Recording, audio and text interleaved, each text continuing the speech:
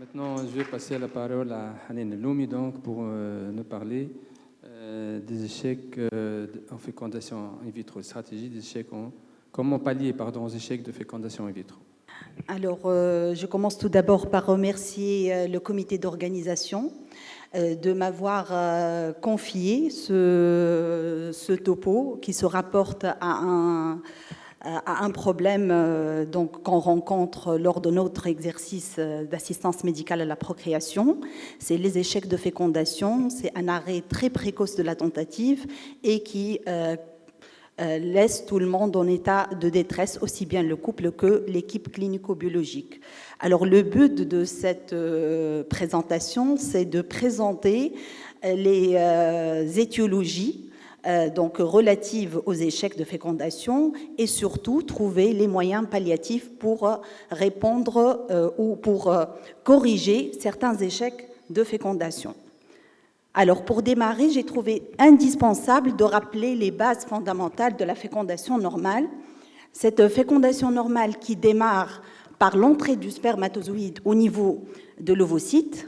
Ce spermatozoïde, quand il est à l'intérieur de l'ovocyte, il va libérer plusieurs facteurs qui vont activer l'ovocyte, à savoir la PLC-zeta qui est la phospholipase et la protéine post-acrosomiale. Ces facteurs vont enclencher une cascade de flux calcique, des oscillations qu'on appelle le signal calcique. Et ce signal calcique est rythmique, c'est des oscillations régulières dans le temps et qui se tiennent même après la fécondation de quelques heures. Alors, ces oscillations calciques sont indispensables à l'activation ovocytaire et influencerait le développement précoce de l'embryon au-delà de la 3e division embryonnaire. Ces oscillations calciques sont à l'origine de la reprise de la méiose, de l'émission du 2e globule polaire et aussi de la décondensation de l'ADN spermatique et de la transformation spermatique au niveau du cytoplasme ovocytaire.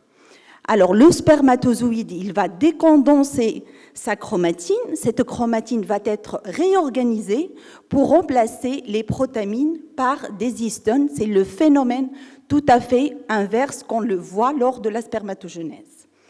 Enfin, on aura 2 noyaux ou 2 pronoyaux individualisés et le rapprochement de ces 2 pronoyaux va se faire grâce au centriole du spermatozoïde toujours, qui va intervenir pour récupérer ou pour fusionner les 2 pronoyaux et avoir un noyau commun qui va démarrer la première division mitotique.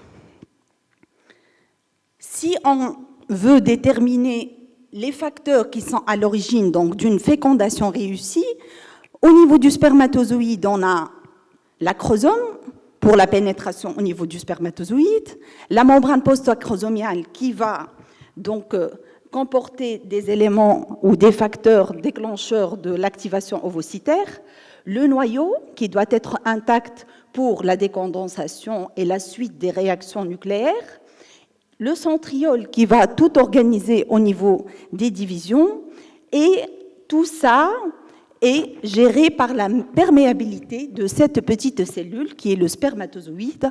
Et cette perméabilité cellulaire, on la déclenche avec l'ICSI par l'immobilisation du flagelle du spermatozoïde et ça donne la libération de ces facteurs. Du côté ovocyte, il faut que l'ovocyte soit compétent. Alors, un ovocyte compétent, c'est un ovocyte qui a un bon fuseau méiotique, donc un bon fuseau bien préservé par les techniques de recueil et de préparation ovocytaire, une bonne machinerie en calcium et aussi des protéines structurales et régulatrices. Donc, une bonne réserve ovocytaire pour avoir une bonne compétence au développement. J'arrive aux échecs de fécondation. Ces échecs de fécondation, on le voit tous les jours parce qu'on a rarement 100% de fécondation. Donc, le taux moyen de fécondation en conventionnel, c'est 65%. Le taux moyen en ICSI, c'est entre 65 et 85%. Donc, on a une part des ovocytes qui restent toujours non fécondés. Tout ça est normal, on est dans la fourchette de la normalité. On s'inquiète quand on est en possifécondation où les taux de fécondation chutent, quand l'échec est au-dessus de 40%. Aussi, quand on a un échec total de l'ensemble des ovocytes. Là, c'est plus inquiétant. C'est vrai que c'est rare, ça représente 1 à 5% des cycles d'ICSI, 5 à 10% des cycles de FIV, mais ça met donc en difficulté toute l'équipe clinico-biologique. Un chiffre très important, c'est la récurrence de ces échecs totaux de fécondation. Alors la récurrence, j'ai trouvé uniquement 2 chiffres dans des revues, et c'est aux alentours de 10 à 20%. Au-delà de ces chiffres, c'est qu'on n'a pas bien réagi au premier échec de fécondation in vitro. Alors, les problèmes de ces échecs de fécondation in vitro, que, comme j'ai déjà dit, au niveau de la fécondation, on avait plusieurs étapes à réussir. Donc, il faut que toutes ces étapes soient réunies pour avoir un embryon. Quand on a revu tout ça, au niveau de la littérature et en FIV conventionnel, 57% des... Donc 57% des cycles de fécondation in vitro conventionnels qui se terminent par des échecs, c'est dû à la non-pénétration du spermatozoïde. Par contre, en ICSI, dans 40% des échecs, on est devant donc un constat de non-activation ovocytaire. Le reste des étapes, c'est moins fréquent. On trouve la dynamique de formation des pronoyaux, la formation du spermastère, la décondensation du sperme. Donc toutes ces étapes peuvent être altérées, mais la fréquence elle est moins importante. Alors, du côté blocage de ces étapes, il faut regarder la qualité des gamètes. Donc, soit on est en déficit spermatique qui pourrait expliquer ce blocage des différentes étapes, soit on est dans le contexte d'une incompétence ovocytaire, et là aussi, on sera en difficulté par rapport au développement précoce, soit on n'a aucune anomalie et on est dans l'inexpliqué, et on verra ensemble les différents cas qu'on va détailler. Je commence par le déficit spermatique. Alors, le premier déficit spermatique qui est pourvoyeur d'échecs de fécondation, c'est la globozoospermie, cette forme de la tête qui est ronde et sans acrosome, et qui donne des échecs partiels ou total de fécondation.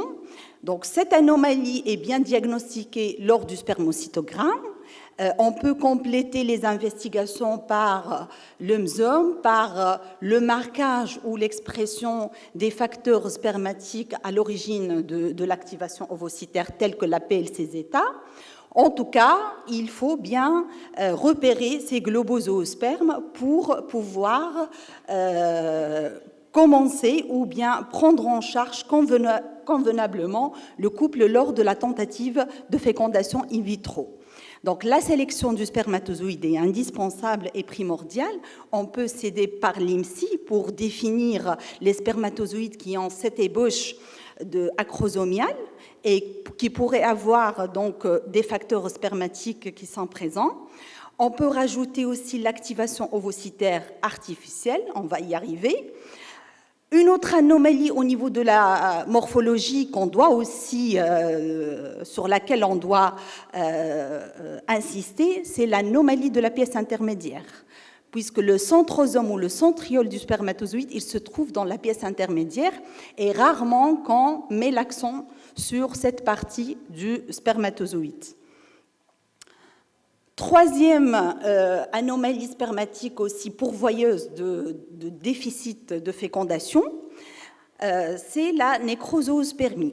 Cette nécrozoospermie est définie par une baisse de la vitalité ou voire absence totale de forme vivante. Donc, en cas de nécrozoospermie, il faut bien traiter le monsieur avant de démarrer le cycle de FIV.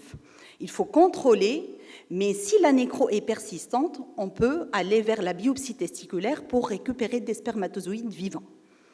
Alors vivants mais pas mobiles, et là on revient à l'histoire de la mobilité. La mobilité est essentielle en ICSI pour repérer les spermatozoïdes qui sont encore capables de féconder l'ovocyte et où les composants ne sont pas altérés.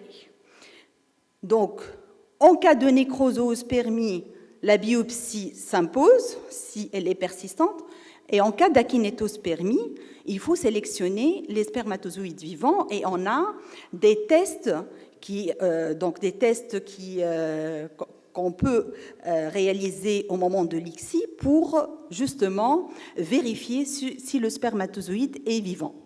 À savoir donc le test hypoosmotique, le OSTES, la pentoxyphiline, l'exposition à la pentoxyphiline, la théophiline, qui ont le même effet, c'est l'augmentation de l'AMP cyclique au niveau du spermatozoïde et l'hyperactivation du spermatozoïde. Il y a aussi la réaction au laser pour les laboratoires qui sont équipés d'un laser et d'autres techniques plus poussées telles que le polscope. On peut, par birefringence de la tête du spermatozoïde, repérer les spermatozoïdes vivants. Alors, avec tout ça, toujours l'activation artificielle. Là, c'est une publication qui montre la supériorité de la pentoxyphiline en termes de fécondation, en termes de clivage et en termes de taux de grossesse, la supériorité par rapport au test hypoosmotique dans le choix et la sélection des spermatozoïdes à partir d'un échantillon testiculaire. Alors, est-ce que la qualité nucléaire doit être diagnostiquée avant de démarrer une tentative de FIV? Il n'y a pas de niveau de preuve suffisant pour dire ça, mais il y a plusieurs études qui ont démontré qu'un niveau de décondensation de l'ADN qui est très important pourrait influencer le développement de l'embryon et les premières étapes de fécondation. Si on est devant un échec, pourquoi pas explorer l'ADN nucléaire? Alors, là, j'ai parlé tout à l'heure de l'activation ovocytaire artificielle ou assistée, mais il faut définir aussi ce que c'est cette technique nouvellement instaurée, il y a quelques années au niveau des laboratoires d'AMP.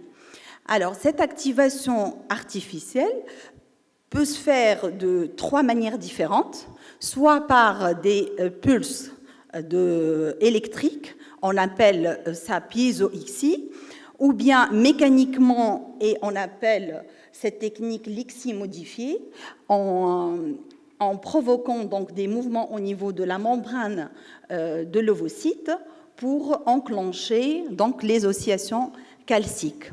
Troisième moyen, c'est l'exposition de l'ovocyte au calcium ionophore et ce qu'on appelle aussi l'activation chimique. Alors, la plus utilisée, c'est la dernière, donc c'est l'activation chimique, l'exposition au calcium ionophore. Cette revue de Célia Ravel en 2016 a essayé de répertorier les différents pays qui utilisent cette technique et surtout de démontrer l'efficacité et l'innocuité de cette technique pour justement pousser un petit peu les Français à accepter cette technique dans les laboratoires. Une revue plus récente, qui est publiée en 2022, a parlé justement de l'efficacité et de l'innocuité du calcium ionophore et des ionophores calciques, mais cette revue a mis l'accent sur le manque de standardisation, les différents protocoles à disposition, les séries qui sont limitées et aussi les critères d'inclusion, qui inclure, qui ne pas inclure, en dehors des échecs totaux de fécondation. Alors, pour l'activation ovocytaire, il faut faire donc sa propre expérience. Donc, il y a certains qui utilisent l'ionomycine avec des dilutions différentes. Il y a aussi le A23187 qui est prêt à l'emploi, mais qu'on peut utiliser soit en exposition simple ou en double exposition.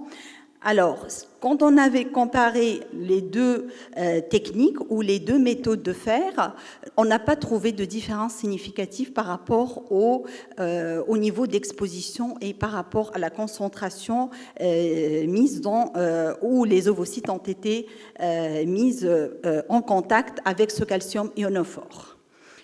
Alors, par rapport aux indications, je suis pour d'élargir les indications. On ne s'arrête pas aux antécédents de POCI et d'échecs de fécondation dans d'autres centres ou dans notre centre, mais il faut élargir, c'est-à-dire activer quand il s'agit d'un déficit spermatique type globo, cryptozoospermie, akineto. Et cette série, donc, ce n'est qu'une petite série, où on décrit donc les taux de fécondation qui sont de 58%, un taux de clivage qui est de 94%, donc toujours en exposition simple au calcium ionophore qui est prêt à l'emploi, et un taux de blastulation qui est de 31% pour les déficits masculins et de 46% pour les antécédents d'échec de fécondation. Les taux de grossesse sont respectables, donc de 26% et de 18% dans le deuxième bras. Alors, la récurrence de l'échec total de fécondation, même après l'application du calcium ionophore, sont là, les récurrences sont là. Donc, on est à 7% de récurrence en groupe déficit spermatique et 10% à peu près quand il s'agit d'une ancienne tentative avec échec de fécondation. Alors, par rapport à l'innocuité, à la SRM, nous avons nous avons participé avec cette étude qui a intéressé les naissances issues de cycle Dixi avec activation ovocytaire. Les naissances, après avoir donc utilisé cette activation dans une population d'OAT extrême. Donc, 8 naissances vivantes en bonne santé. Il a été recensé 2 malformations mineures type fente palatine et aplasie digitale.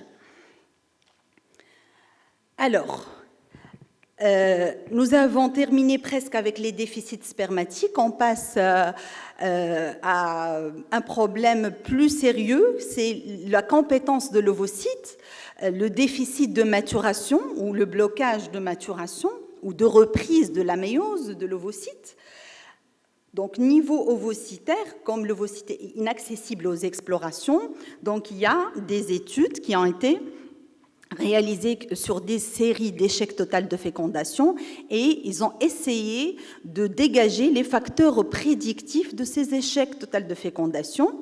Donc, cette série de 63 cas a montré que l'âge est un facteur prédictif d'échec. Donc, plus l'âge est avancé, bien sûr, plus l'ovocyte vieillit, on est dans l'incompétence ovocytaire, la baisse de la réserve ovarienne, et aussi la faible qualité ovocytaire, que ce soit type dysmorphie ou immaturité cytoplasmique. Moi, personnellement, avec l'équipe Aza-Hartmann, quand j'étais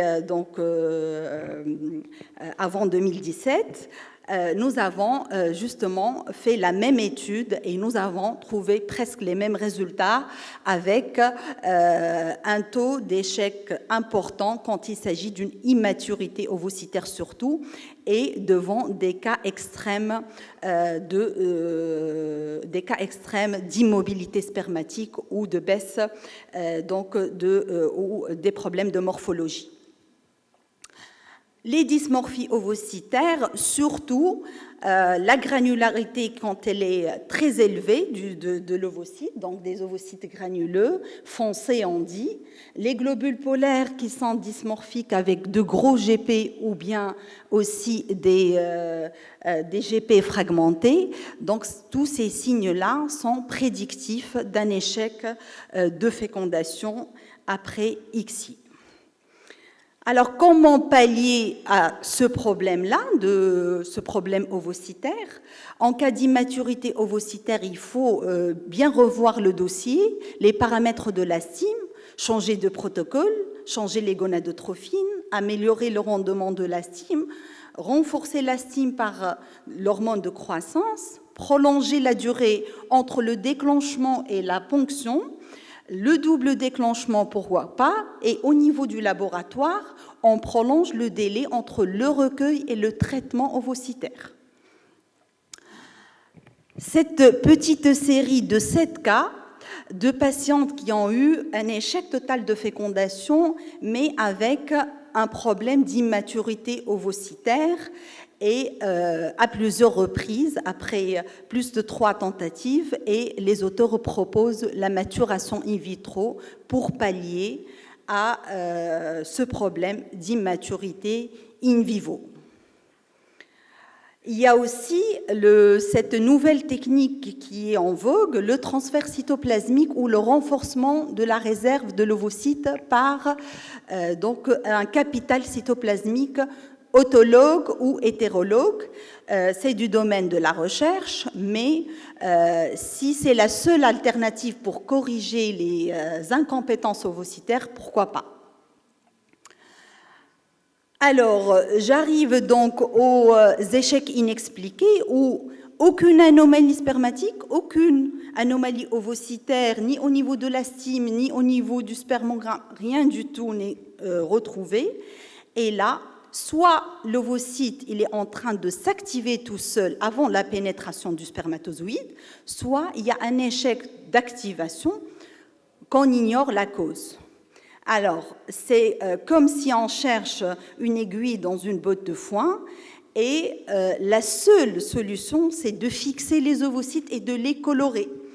En fixant les ovocytes et en les colorant même pas avec le confocal, comme vous voyez sur les photos, on peut les fixer et les colorer avec les colorations standards. Il faut juste colorer la chromatine et nous serons devant 4 situations. La première situation sur la figure A, où on voit le spermatozoïde à l'extérieur de l'ovocyte. Le noyau ovocytaire, c'est qu'il y a un échec technique. Alors, la deuxième situation où le spermatozoïde, il est à l'intérieur de l'ovocyte, mais il est intact, il n'a pas commencé sa réaction, et c'est un échec d'activation ovocytaire mixte, parce que ni le spermatozoïde ni l'ovocyte n'ont réagi. Troisième cas de figure, sur la figure C, et là, le spermatozoïde, il a commencé à condenser sa chromatine, à se réorganiser, mais l'ovocyte ne répond pas, c'est un problème ovocytaire. Quatrième situation, c'est la dysfonction spermatique, c'est-à-dire les 2 pronoyaux sont là, mais il n'y a pas de rapprochement, il n'y a pas de syngamie. Donc, avec la fixation, on peut expliquer certaines choses. Pas complètement, parce que derrière ces anomalies qu'on va voir, il y a d'autres anomalies moléculaires, géniques, etc., qui peuvent expliquer ces phénomènes-là. Donc la littérature est riche en facteurs qui peuvent manquer à la fécondation normale. Donc je vous laisse le soin de lire tous les aspects moléculaires sur le sujet. Deuxième test qu'on peut faire et qui n'est pas autorisé en Tunisie, c'est le test hétérospécifique, c'est-à-dire le test croisé, le fait d'injecter les spermatozoïdes dans des ovocytes de souris pour voir le potentiel du spermatozoïde. Alors, ce test est bien codifié avec des cut-offs bien précis et on a donc, si on est à 20% de fécondation, c'est un déficit spermatique. Si on est à entre 21 et 84%, c'est un déficit spermatique modéré avec déficit ovocytaire associé.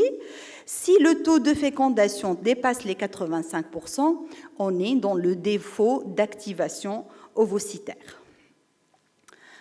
Alors, cette équipe belge, et sur la base de ce test croisé, ont essayé de faire des activations des ovocytes en fonction du profil du test croisé. Ils ont fait mi-ICSI conventionnel, mi-ICSI avec activateur. Ils ont utilisé de l'ionomycine et double exposition. Et voilà les résultats. Donc, pour le groupe déficit spermatique, on a les meilleurs résultats en termes de taux de fécondation. Donc là, c'est le bras ICSI et le bras ICSI avec activateur ovocytaire. Et donc, taux élevé de fécondation, c'est ce qui est en foncé. Pour le groupe déficit ovocytaire et avec l'activateur, il y a une amélioration des taux donc, par rapport à l'ICSI, mais il y a un pourcentage d'échec total de fécondation qui est en bas, en clair. Pour le groupe intermédiaire, donc c'est mixte, ovocytaire et spermatique, il y a un effet des activateurs, mais qui reste moins bon que quand il s'agit de problèmes spermatiques. Pareil pour la qualité embryonnaire, toujours le groupe en foncé, c'est le groupe 1, le groupe de sperme, c'est toujours la meilleure qualité après l'activation ovocytaire. Pareil pour les taux de naissance vivante. Donc, ils ont trouvé dans le bras groupe déficit spermatique avec activation selon le test croisé. Donc, c'est après, ils ont 41% versus 0% dans le bras ICSI simple. Donc, l'activation ovocytaire marche très bien quand il s'agit de déficit spermatique, moins bien quand on est en déficit ovocytaire et moyennement quand on est en mixte spermatique et ovocytaire à la fois. Au final, notre conduite à tenir. Donc, devant des échecs de fécondation, il faut revoir les dossiers, même anticiper. Si on a des facteurs prédictifs, il faut traiter, contrôler, explorer davantage, après démarrer la tentative de FIV avec une bonne sélection au laboratoire, une activation, et bien sûr, si on est devant un déficit qu'on ignore ou difficile à explorer, on proposera le don de sperme. Du côté ovocytaire, il faut optimiser la stimulation, renforcer cette stimulation et tester en mi-ICSI avec activateur pour voir ce que ça donne pour un deuxième cycle. Pour les problèmes inexpliqués, il faut pousser les investigations, fixer les ovocytes. Dans d'autres laboratoires, ils peuvent faire ce test croisé. Donc, à partir des données de cette fixation ovocytaire, on peut s'orienter vers des problèmes cachés ou cryptiques qu'on n'a pas cherchés lors des explorations de premières intentions. Et mon message final, c'est on est devant une évidence, c'est un arrêt très précoce de la tentative, c'est une détresse pour toute l'équipe.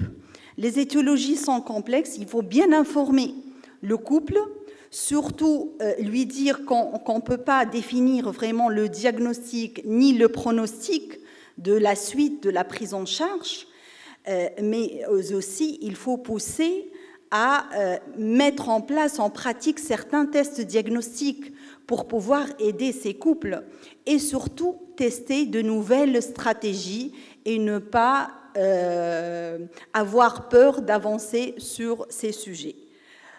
le reporting des cas et aussi la collaboration avec d'autres équipes pour pouvoir avancer sur certains facteurs qu'on ignore. Et je vous remercie pour votre attention.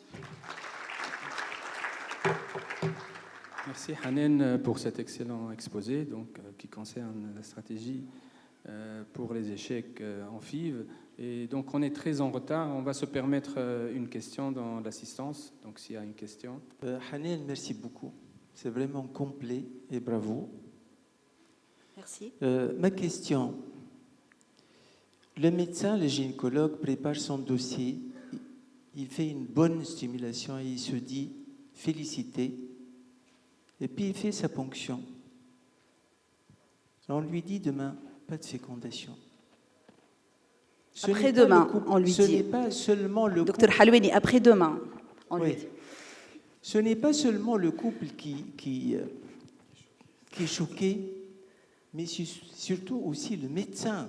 Et ils ont besoin tous les deux d'une prise en charge. Je te dis, comment vous gérez ça? Justement, pour éviter ce genre de problème ou pour anticiper ces échecs de fécondation qui mettent aussi bien l'équipe clinico-biologique que le couple en état de détresse, l'idée, c'est d'anticiper, de se préparer pour ne pas avoir ce genre d'incident.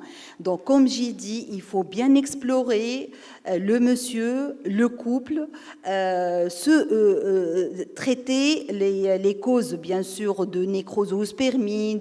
Il y a des étiologies qui ne se traitent pas comme la globozoospermie, mais il y a des anomalies qu'on peut traiter bien avant la FIV et pour éviter cette situation de détresse.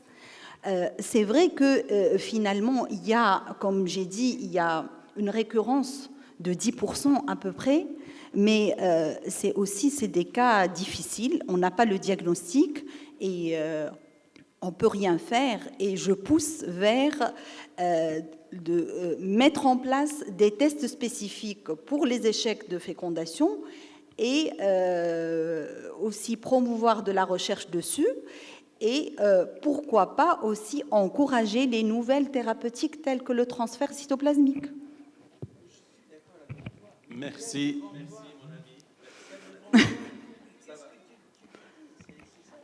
Merci. Pour le couple, oui, bien sûr, on lui explique, on lui dit que voilà, il y a eu ça, on a tout fait, mais quand il y a des choses à faire, on peut lui dire de refaire avec une nouvelle stratégie, mais quand il n'y a rien à faire, on l'oriente vers le don. Voilà, on nous a mis une belle photo pour éclaircir l'atmosphère. Et on va donc, merci Hanen.